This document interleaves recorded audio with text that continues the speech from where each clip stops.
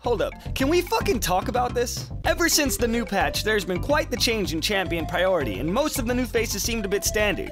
We had the Anivia mid, the Lee Sin jungle, the Malphite top, whatever the fuck was happening in the bot lane, and overall it was pretty standard stuff.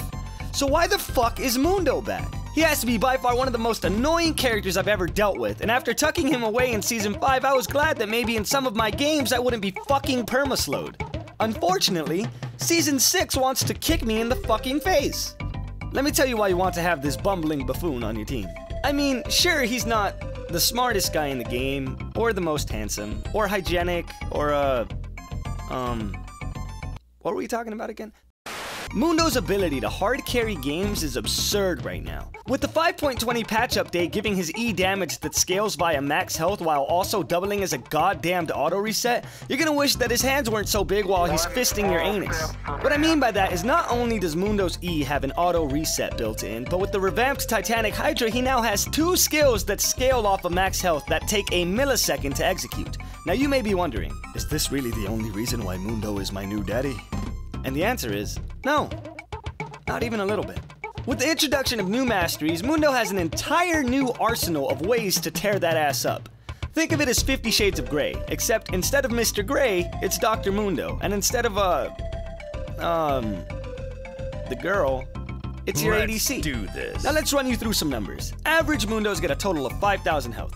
So on your next auto, that's 200 damage from your Deadman's Plate, 250 from Mundo's active on his E, 272 from Mundo's base AD, 150 from Grasp of the Undying, and 500 from the active cleave of his Titanic Hydra. That is 1,372 damage on his next auto. So you see this motherfucker running at you at the speed of sound, and he's missing his cleavers because his IQ is lower than your chance of winning against him.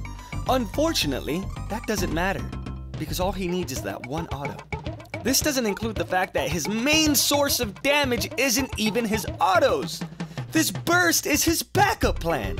His W deals roughly 100 damage a second in a circle around him, and his Q, with no scaling whatsoever, deals 25% of your current health as damage.